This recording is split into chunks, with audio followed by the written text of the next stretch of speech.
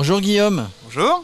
Guillaume, c'est presque un régional de l'étape. Il habite à Sospel, ça, un peu dans les hauteurs. Là. Dans les hauteurs. Depuis peu. Avant, il était en Moselle. Hein, je vous imagine. Vous imaginez qu'il est content d'être dessodu dans le sud. Exactement. Hein, même si la Moselle, c'est un beau coin. Et c'est un gars qui aime le vélo. Il a déjà fait un Bike in Man. Là, il est inscrit sur le Bike in Man France. Ouais. C'est ton deuxième Bike in Man. Oui. Alors, c'était le quoi le premier? Alors, c'était en Corse, mais c'était en 2020. Et il y avait encore l'histoire du couvre-feu. Ah ouais, donc là, s'il fallait gérer la nuit, comment je m'arrête, où je m'arrête, etc. Exactement. C'était un peu plus compliqué. Donc, tu es un habitué des longues distances. Là, je vois que tu as un magnifique maillot vert. On salue. Comment il s'appelle? Cédric Haas. Il me semble que c'est ça. L'organisateur avec son épouse du Grand fond, des formules GFNY, c'est sur une journée, souvent à la montagne. Là, c'était à Cannes le premier. C'est un truc sympa aussi. Un jour, j'irai. C'est plus format cyclo, quoi. C'est format cyclo sur une journée. C'est ça, une journée? Une journée, non, c'était un format 120 km. 120 km, bon, voilà, vous le faites à la mesure de vos... ça a été vite. De votre physique. Il y a plein de participants, c'est une belle organisation. On leur fait un coucou, un beau maillot vert fluo. Voilà, le Bike in Man, c'est quand même autre chose. C'est sur 2 jours et demi minimum, voire 5 jours, voire jamais arrivé. Qu'est-ce que tu imagines, toi, Guillaume? Moi, j'aurais bien aimé arriver mercredi. Donc, mercredi, tu as déjà réservé ton chauffeur pour remonter à Sospel? Ma mère m'attend. D'accord. Et elle t'a dit, si t'es pas là mercredi, attention. Non, mais puisque tu en as déjà fait un, qui est un peu différent quand même, hein, mais ça reste toujours 1000 km et un petit peu beaucoup de dénivelé. Est-ce que tu as mis en place une feuille de route? Est-ce que tu sais à peu près... Tu sais que tu vas partir à 5h lundi, mais est-ce que tu sais que... Quand tu vas arriver, quoi, tu t'es établi une feuille de route, quoi. Ouais, le but c'est d'aller au CP1 le plus rapidement possible. Qui est au pied du Ventoux, hein, avant de se taper le Ventoux. Voilà. Et puis là, je jaugerai par rapport à mon état de fatigue. Peut-être je ferai une pause. Et puis j'attaquerai le Ventoux le plus frais possible quand même, le but, quoi. Alors tu penses, il y en a qui veulent l'attaquer de nuit, il y en a qui veulent l'attaquer le matin à la fraîche, il y en a qui veulent l'attaquer en plein cagnard. Qu'est-ce que tu as prévu? Moi, j'aimerais bien quand même, selon mes estimations, le passer de nuit. Voilà. Donc, tu t'es entraîné en fonction de ça? Il y a un entraînement spécifique quand on prépare un Bike in Man Origine? Ah bah oui, tout à fait. Donc là, mon début de saison, je fais aussi du trail. Donc là, mon début de saison, il est orienté ultra cyclisme. L'année dernière, j'avais fait la RAF 2500. D'accord. Voilà. C'est-à-dire qu'il partait de Mandelieu et qui arrivait au Touquet. C'est inversé cette année. Exactement.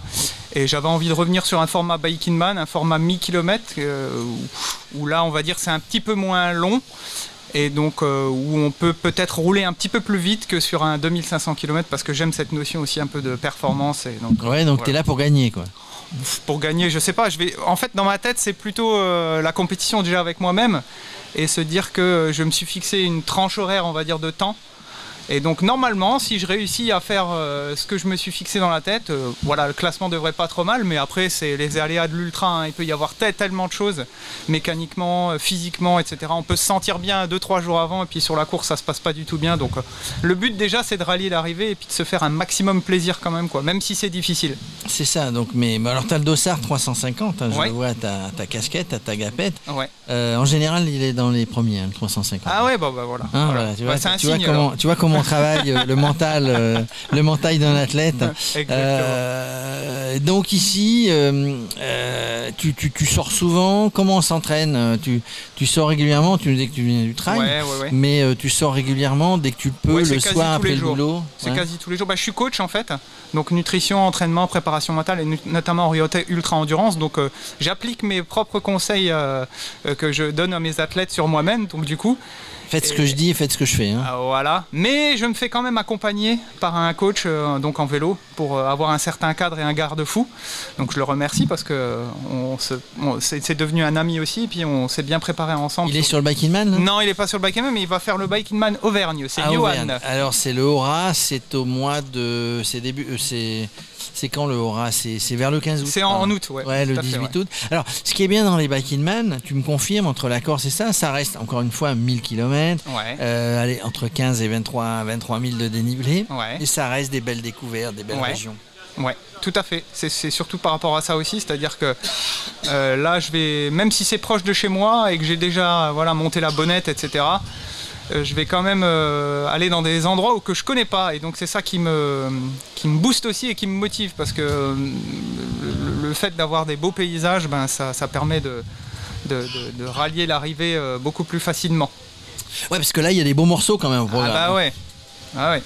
Il faut les enchaîner, c'est ça qui est compliqué. Le Ventoux, Vars, Bonnette, etc.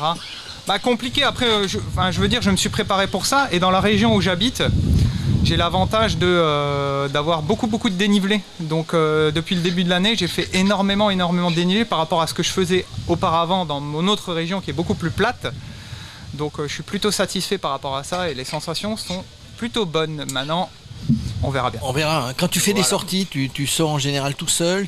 Ouais, je m'entraîne beaucoup seul. Donc tu prépares ton mental à être toujours seul. D'ailleurs, sur le Bike in Man, on est toujours seul. Hein. D'ailleurs, la plus grosse sortie que j'ai faite, c'était il y a 3 semaines. Et je voulais aller partir de Sospel et puis monter jusqu'à la Bonnette. Donc j'ai fait une sortie solo. C'est la sortie solo que j'ai fait la plus longue de toute ma vie, même en entraînement trail, j'ai jamais fait ça.